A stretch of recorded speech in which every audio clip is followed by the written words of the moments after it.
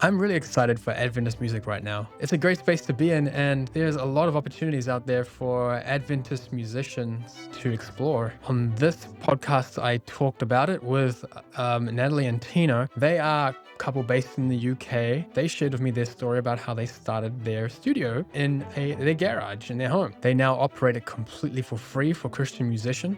What an amazing story. So make sure to check that out and stick around to also hear about some of the opportunities that we discussed about for Adventist musicians. Let's jump right in.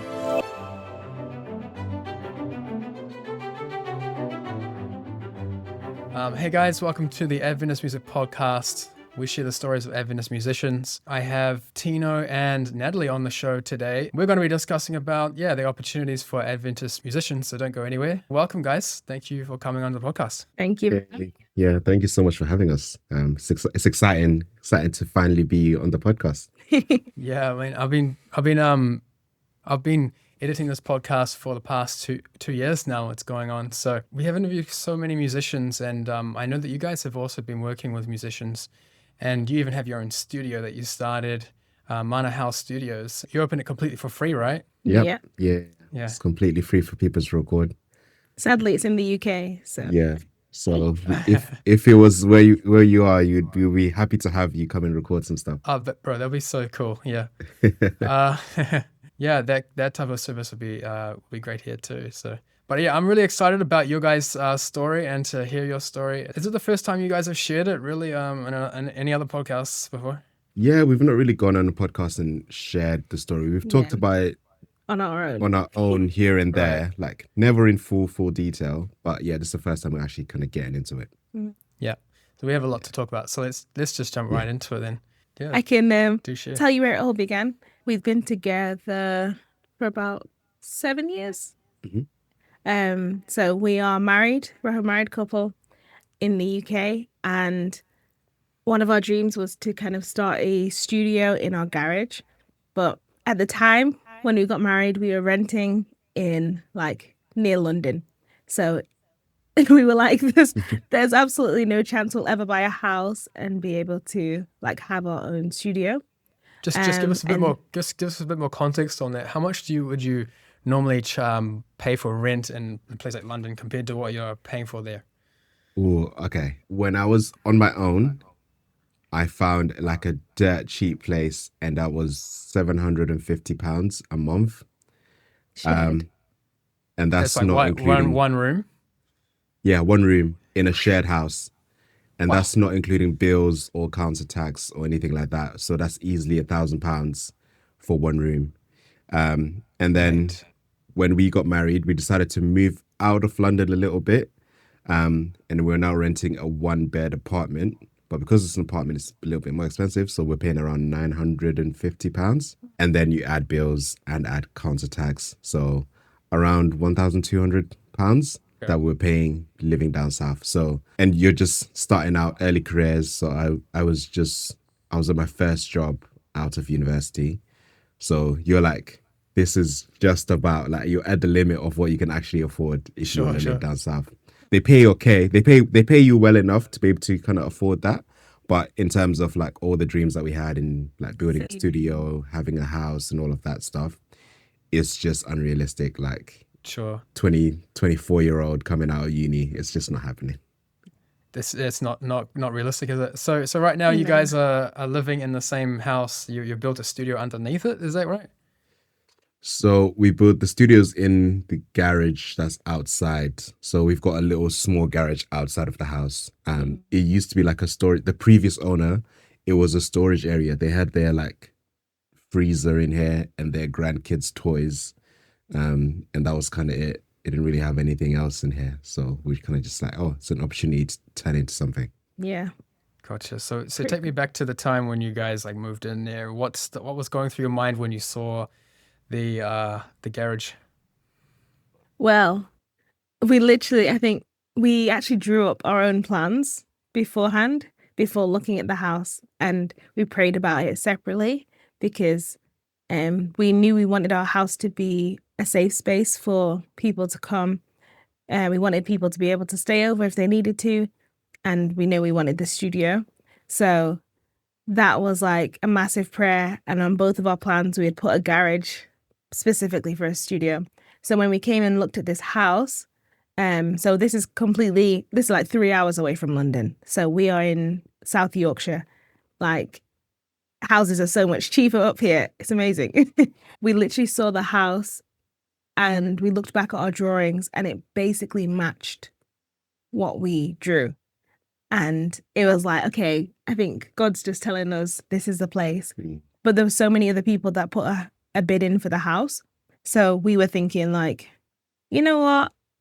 Maybe it's not for us. Like, we're this just young couple, like, where's the money even coming from? We don't even know. But the couple really liked us. And yeah, like God was for it. So the house was ours, which is really, really crazy. But we still didn't have the money for the studio. So we'd moved into the house and that was like kind of it, you know? We knew we wanted the studio, but we just didn't know how it was going to happen. Yeah, I think we even kind of left the garage as like, we know we're going to put the studio in here, but we just didn't know when it was going to happen. So we just kind of just carried on with our lives, but knowing that whenever the opportunity came, the studio was supposed to happen and it was supposed to be in the garage. Yeah. So when did that opportunity come about? Yeah. So I wasn't working at the time. And then Tino had got a new job. No, you were working. Sorry, I need to jump in.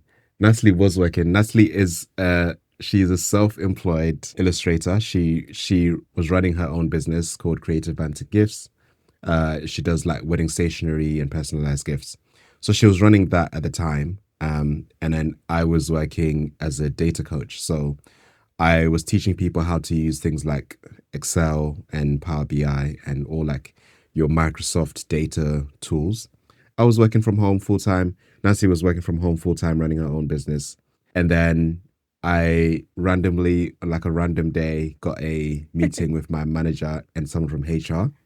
And I was like, that's suspicious. And basically they were kind of downsizing and had to let some people go. So because I was one of the, I had just joined the company, it was like 5 months in before I kind of finished probation and all that stuff. So I was let go. But then with that, obviously, there's like some sort of severance package that you get. And that's supposed to obviously help you kind of keep going. And we had a bit of money in savings before. So then we were like, okay, this money should help us until I find the next job. But then like over the next couple of days, we just felt like that money was supposed to go to the studio. And like, we didn't really like talk about it. We were both like individually talking to God about it, but we hadn't talked to each other about it. And we both had like the same direction that we were getting. So then when we like, I don't know who brought it up, but when we eventually brought it up to each other, we're like, oh my days, I've been literally having the same conversation and the same thoughts. At the same time, we were having this dialogue with God, and the message that came back was, yes, this should be used for studio. And then the studio was born. Yeah. But it came at a perfect time because I was looking for a job. So I would do my job applications in the morning and then I'd come in here, work on the studio. My uncle is a builder, so he'd come and help me, teach me what I need to do, and then kind of leave me to it. So it was literally a case of I had the free time because I was unemployed and I had the money from the old job. So it was like, you have the money, you have the time. Yeah. What else do you want? So yeah, we kind of just started working on it. It felt like God was saying there's actually no excuse right now. Yeah, so, yeah, literally removed every single excuse. I gave you everything. Like, let's go. Yeah. So, when you're starting that setup there and you started building it, did you have in mind that vision that you have for your studio? I mean, like from what I understand, you allow people to come there and you record for free. Was that a part of your initial vision you had, or, when you're building it, or is that just something that developed over time? You want to explain that? I'd say, yeah, we had that initial vision because the thing that Tino's always been passionate about, and also like he got me passionate about it too, is the fact that there's so many Adventist musicians who have songs that they've written, covers of songs, like such beautiful voices or amazing musicians, but we only really play and sing in church. So it's like you happen to hear the song if someone does a special item or if someone posts it on like Instagram or wherever. But when it comes to Spotify, like you've got, Elevation Worship, you've got Hillsong, you've got Seven Hills, you've got all of these churches with songs everywhere. And we're even singing their songs in our church. But our own musicians, there's like, well, there's a playlist of Adventist musicians. So a lot of them are recording. But compared to how many musicians we have, most people don't really have anything on like Spotify or Apple Music. And we were saying, like, because Tino's a musician as well, the thing that kind of stopped him from putting out so much music is the cost. Like, we've been to studios before, and then it's like you're paying like £100 and something just to record a song. And then on top of that, you have to pay for mixing, and then you have to pay for mastering, and then you have to pay to put it out there. And it's like, oh my days, like for one song, why am I spending like £300?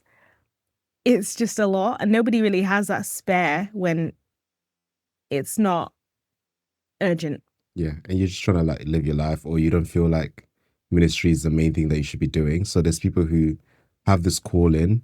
So then maybe they might be like, okay, I need to do it. But then they come across the barrier of, oh my gosh, it's going to cost this much money. And I think a lot of the people that we know, I know, so Nancy's older sister is in a group called Scripture Says, and they have a couple albums out. But actually, how they recorded their first single was they won a competition, and then because of that, they got free studio time to record their first single. So that was the first push for them. Otherwise, it was like you would have had to wait and save up before you did it.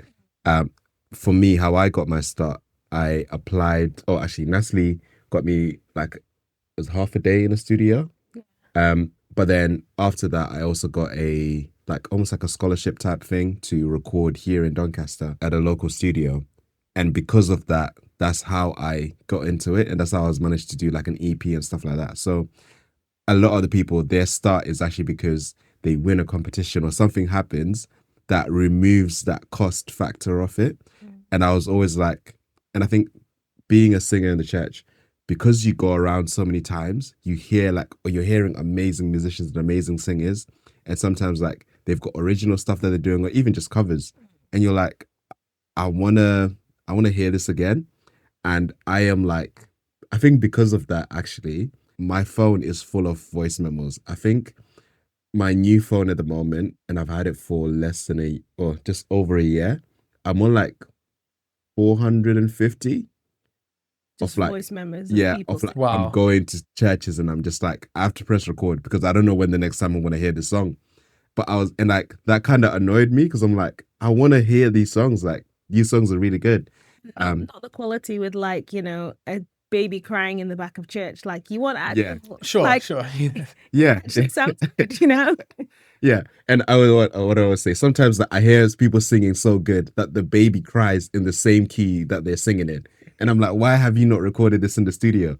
But it's because of that barrier. So we're like, what can we do as part of the studio to remove that barrier of entry so that people can actually come and record their stuff? And not just selfishly, I want to listen to the music because I think it's good. But I also think music is so powerful, especially as a tool for spreading the gospel, that there's other people who would be reached by your song. So I'm like, why not allow and give people a way to do that as well?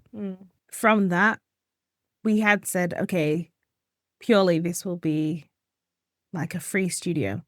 But then a lot of people had spoken to us about like, this is your time, this is your money, you've spent a lot of money on it. This would be a good way to get the money back. And I think like, I know for me personally, I started listening to other voices. And so then we were like, okay, maybe they're correct because, money is not, it's not that easy to just get spare money. So I was like, yeah, it would be nice to kind of replenish back into the studio. So we then put out like, okay, we're going to start charging. But then I think it was after a week of prayer at church, and it spoke about radical generosity and how in Acts, the early church were literally sharing everything they had. They were selling their houses, like everything they had belonged to each other. They didn't care. And that felt like, when God just, it just strikes you. You're like, oh, I'm sorry, God. Like, it felt like it hit me. And then speaking to Tino, it hit him too. And we were like, nah, we need to go back to God's original plan, which was a free studio. And, if we're struggling for money, God will provide. If people feel the need to like donate to the studio, then it will go to the studio and it won't go to us.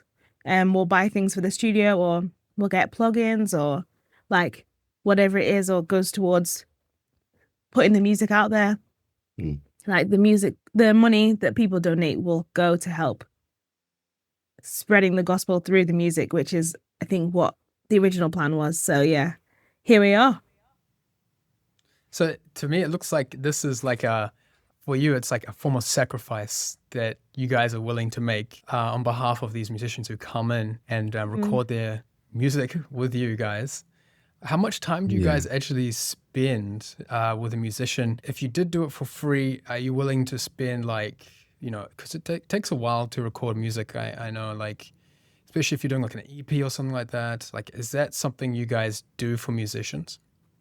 Yeah, so I guess there's different ways that we do it. So usually, I mean, obviously, a lot of people are working and they've got like other commitments. So typically, people will come on a weekend. So we've had people come on like Saturday night, sleepover, and then on Sunday morning we record a song, and then they kind of go home afterwards. And then on the weekend or during the week, like after work and stuff, I'll spend a bit of time cleaning up the audio. If other people have their own mix engineers, so then I'll get it to a place where I can send it to their mixing engineer, and then they can get it mixed and mastered there.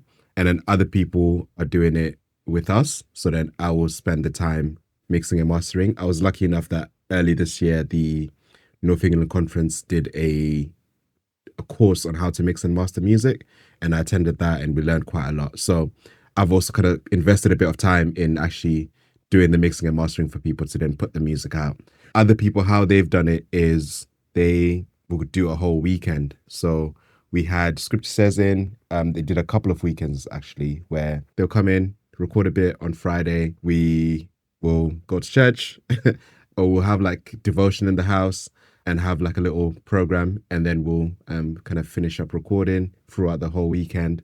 And like we said, we didn't just pray for the studio on its own. We prayed for the whole house to be a place where people can come. So it's just Natalie and I in this house, but we have enough room for other people. So we have 2 extra bedrooms, and even our sofa, our sofa is a like sofa bed.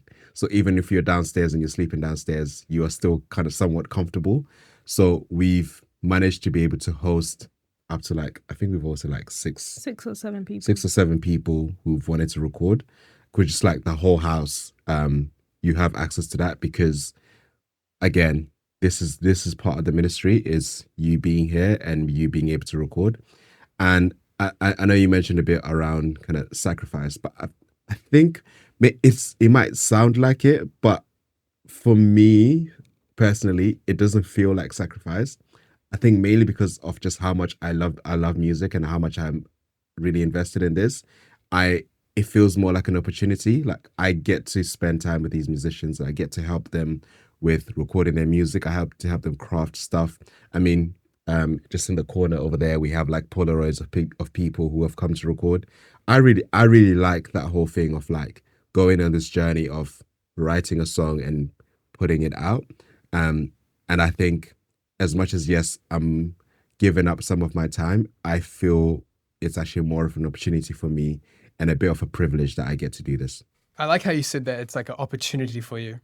Yeah. You really love musicians, obviously. I mean, like it's a way for you to connect with people. It's a way for you to work on your craft as well, and to give back to others for what God has done for you, I guess.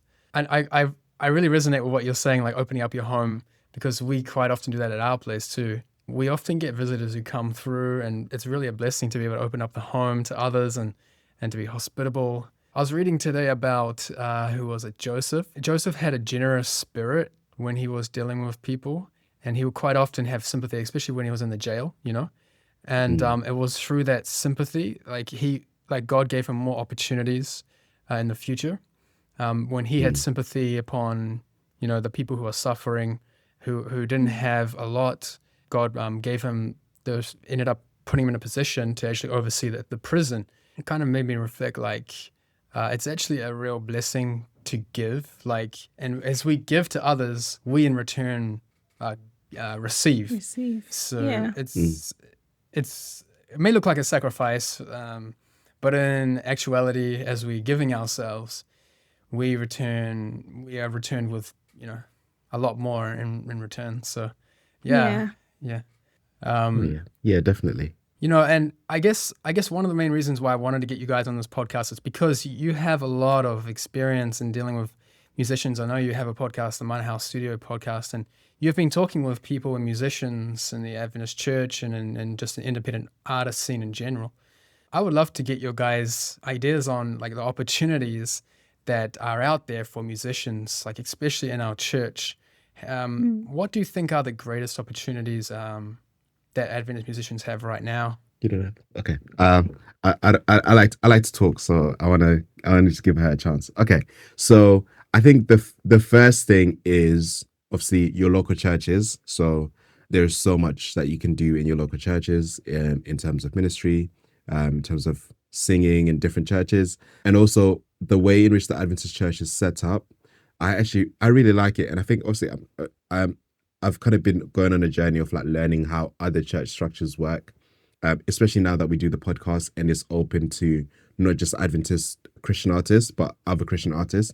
I've been kind of going into that and learning how other people work. With the Adventist Church, the fact that you have so here in the UK, you have your local church, you have your districts, and you have different areas, then you have your conference, and then the union and division and all that stuff. So there's events that happen at every single level. So as an artist, you can reach out and, say they're having a camp meeting, whatever it is, singing at your local church, singing at camp meetings, singing at youth events, all of this stuff. It's an opportunity for you to not just get your music out there, but to also network and meet new people, develop your craft, because there's other people also around you that are doing the same thing. I was going to also add, I think once people know that you can either sing or play, they're more than happy to invite you to their church, which is what I've noticed. And we've spoken to a lot of musicians who have said the same thing. We spoke to Soul Thirst Music, and Tochi is an amazing guitarist. And my whole life, I've known him as the NEC and actually BUC, acoustic guitarist. He's the go-to guy for everyone. And when I was talking to him on the podcast, he was literally yeah, I taught myself how to play. And then a few weeks later or a few months later, I was playing at camp meeting. And then people were like, oh, you've been playing for years. And he's like, no, I've been playing for weeks. So just even things like opportunities that you just grab. There's young musicians that are coming up, maybe in their teen years, and just inviting them to play for Teens Day or sing for Teens Day. The network, because it's like a family, the church is a family. So I think most people, I won't say everyone, but most people are really welcoming to the musical gifts that you'll have. So I think it's really, really cool. And with that as well, it's even the wider church. I mean, we spoke to Anna Beeden on our podcast, who's a musician from Australia. I think you've had her on this podcast as well. But actually, when we met her, it was when we were down south, and she was traveling around the UK, and she messaged the church that we were going to. Yeah, and she's like, I'm coming around. Can I sing a couple of songs? And I'm just that's so cool that we have the opportunity to do that. And obviously, it takes a bit of bravery and a bit of putting yourself out there to do that. But we have the church structure that is set up so that if you have been an active participant in whatever conference you're in, it's so much easier and makes sense for you to be able to transfer and do that when you visit another place. So I know, like, I can come to Malaysia, for example, and if I send out a message and that there will be an Adventist setup wherever I go, I can go to New Zealand, I can go to the US, wherever it is, there will be a church family there waiting for me. And I feel like that's actually an opportunity for people to take a hold of, is knowing that your music, there is not only an audience for your music, but there is people who are willing to help you nurture your gift that you have, because we're all part of one church family. And I think lastly as well, if you love to sing, but you don't like singing alone, we've spoken to many people who have started groups, so they're not solo artists, but they love singing. They've just like come together, like some have started at uni, some have started later in life, some have started when they were teenagers, like just starting a band or an a cappella group. And there's also the space for that too. Like we spoke to Maxwell Cozen, and he's a rock, like heavy metal artist, but Adventist. And it's like, yeah, there's space for everything. And it might not be in church, and we spoke about that, like he wouldn't play it in church, but the church congregation may not be your audience. So it doesn't necessarily mean that you only have to, play on a Sabbath morning. Like maybe it is recording a song and putting it out there, and then your colleagues are hearing this, and that might be the first time they're actually hearing about God. Like I had a colleague who listened to Tino's song "Surely Come," and it was talking about how Jesus is surely coming again, and like this is not our home. My colleague is not Christian, like doesn't believe. And when I said, yeah, my boyfriend at the time has a song out, I sent him the song. I literally looked over like a few weeks later at his desk, and he was literally just sat there listening again and again and again to Surely Come. And he was like, this is like my new favorite song. Like he was playing it on repeat. He played it for his family. And I was like, this is crazy that, a song that my boyfriend wrote has reached a colleague who is not even Christian and doesn't even like, or didn't even believe. I don't know where he is now, but I hope that song found a place in your heart, and Jesus found a place in your heart too. So Yeah, I think we just mentioned that the structure of the church is really, really helpful with that, because you can kind of go anywhere in the world and you're kind of set up and you can speak to people and you have opportunities to do that. But the other thing I really wanted to mention as well is platforms like the one that you have built are actually really, really helpful and are allowing musicians to come in and to do a bit of networking, a bit of promotion, and talk about the stuff that they're doing and share their stories. And I think that's really, really important. That's because that's the other, almost like the missing part that we need, which is, as much as it is important for you to get music out there, it's also good for people to know about it, and people will never know about it without platforms like these. So the fact that we have your podcast, for example, we have the one that we are doing where we're interviewing people. In the UK, we have One Sound Music, who do like music videos and covers, and they occasionally will do a podcast as well. But their whole thing is just giving a platform for people to come in and do their music. So we have all of these platforms, and I'm sure that, in other countries and other conferences, there are setups like that as well, where people can promote their music and talk about it. So I would say if you are a musician and you have some music out there, then take advantage of that. I mean, reach out to these people and get on these platforms and talk about it, because people want to know about what you're doing. I really like that. You mentioned that you attended like a how to mix, how to master kind of session with your conference there in North England. And I can imagine that those type of things are kind of specific towards your conference and the needs that you guys have, where you are as well. And do you know how that began? Yeah, so the new director for music, or music ministries director in the North England Conference, is called Ainsley Johns. Very big shout out to him. He's just really, really a nice guy. And he kind of, one of his plans, they released a calendar, and we saw it was like, there was a mixing course. There's a bunch of other courses as well. So there's a mixing course that's happening. There's a keyboard or piano and keyboard course. There's a guitar course that's happening. And then there's going to be, I think, another mixing course later on, which delves into kind of the mastering side and is a bit deeper. But I think the plan was to set up this program to allow people to be able to do good sound for their churches. Because obviously, one of the things, like we've all seen clips on social media of like people singing in church, and like the mix, or like what you hear on the live stream versus what you heard in the room are like two completely different things. Yeah. And obviously, like we're trying to bridge that gap so that what you actually experience when you're in church versus what you hear is a bit better. But also part of that was also then to empower people for if they are self-recording. So if you're doing a demo or whatever it is, it's actually at a good quality. And I think this has had buy-in as well, because this is an assumption, but I think the keyboard and guitar courses are going to be spread between the NEC and the SEC. So because how they're doing it is they're going to have different rooms for different levels. So from like beginners, intermediate, advanced are going to be in different rooms where they're learning different stuff over the course of like a month or so that they'll be doing this course for. And I think it's being hosted as a joint venture.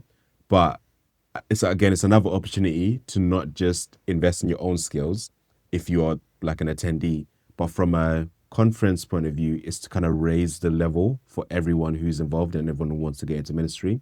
Because again, as much as YouTube University is great, don't get me wrong, but sometimes there is something in having a trusted source give you the information and help you through it, and almost like nurture and mentor you through it. And I mean, we're also using like real life examples. So when we did the mixing course, it was recordings from one of the BUC, so that one of the Union Youth Days.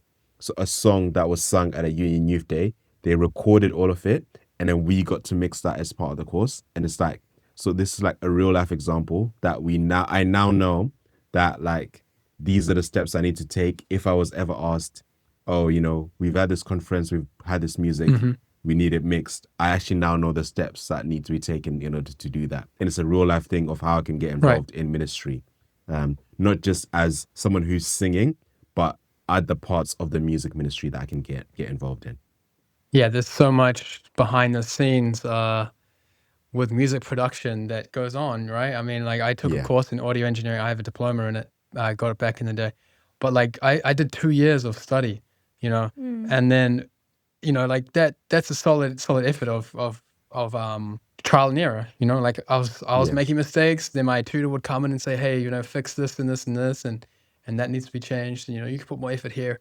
That kind of feedback was really helpful for me in the development of my skills, and so having that community also around the audio production side of things is really great, so I'm really thankful that you guys have like started this project, and you're bringing people to your home. You're opening up your studio for them on a weekly basis. Like, how awesome is that? Like, God bless you guys. That is so cool. Thank you. And is there any like plans for Manna House Studio coming up next? Like, how can our listeners support what you're doing? So this is a bank holiday, actually. So we're recording this weekend. Yeah, we're recording this weekend. So Tino has an album upcoming. So yeah, we're going to be working on that, doing some like lead vocals, backing vocals, maybe some instruments, and finish off the songs that we have already, and then on to the next song. So yeah, that's upcoming. So please hold us accountable because we want it to be done this year. Yeah. And yeah, if anybody wants to come and record in the UK, please just send us a message and we'll be happy to have you. And if anyone wants to donate, you can also be great. Or like, not even just money, but we've had a lot of like some churches and some solo artists who have equipment like mixers or mics that they just don't use and don't want. So they've just they've just donated them, which is amazing. So yeah, any equipment that nobody wants, we are very happy to welcome. Yeah. And then in terms of things coming up, I think we have to promo a few things. So actually today, Friday the 3rd of April, yes, one of the groups that has recorded in here has a song that has come out. They're called Essence a cappella. And they have a song, it's a hymn, Save You Like a Shepherd, and it's out today. And it sounds amazing, honestly. They did a really, really good job. So yeah, if you can, Spotify, Apple Music, wherever you get your music, Essence a cappella, Save You Like a Shepherd is out today. Scripture Says, who have recorded in the studio, they have a song coming out. They have an album coming out, not a song, an album coming out. And that should be coming out sometime this year. So go check that out whenever it comes. Resonate, which is Natalie's singing group, and myself have a collaboration. So it's our first song on the album that's done. We finished mixing and mastering it this week. So that's coming out in a couple of months, if not a couple of weeks. We'll see. Yeah. So I'm quite excited for that as well. And then in terms of podcasts, our podcast is on every week. So we have a different artist on every week. If you are an artist and an artist listening to this, please send us a message. We'll make time for you on our show. And also, if we send you a message, please respond to us. Yeah, we're nice, we promise. If you're not a musician, but you kind of like that stuff, please go check us out. We have not only do we have the podcast, but we have playlists as well. So if you want to discover new music and just different artists from around the world, because we cover a wide range. Like Natalie said, we spoke to someone who does a bit of rock, metal, but we also spoke to purely just a cappella, almost choral type stuff. So we have something for you. I promise we'll have something for you, whoever you are. And yeah, so I think that's the kind of stuff to watch out for. The podcast, the actual music that has come out of the studio. And then, we have kind of people wanting to come up. If you are ever in the UK, traveling wherever you are, and you just want some people to hang out with, please let me know. If you want to record in the UK, again, let us know. And we'll be happy to do that. You guys have quite an amazing story, and I pray that you guys will continue to be a blessing to all those musicians out there. I'm always following Adventist podcasts and trying to find out what the latest Adventist podcasts, and you guys are trying to do the thing on music. So I'm really glad that we were able to connect, and who knows what could happen, the future of your guys' ministry and the future of Adventist music. We are really just beginning here, and this is in a really exciting time to be in this scene, I think, with Adventist music. And this podcast is just a little bit of that. I mean, we're trying to help Adventist musicians to get their music out and to share about it because, like you said, there's not many avenues for the music to be discovered. So we really want to try to help musicians out there. And you guys are part of that journey too. And I guess we could just wrap it up here for now for episode today. Thank you guys for coming on the show, and hope you listen on the next episode of Adventist Music. See you next time. Yeah, no. Thank you so much for having us.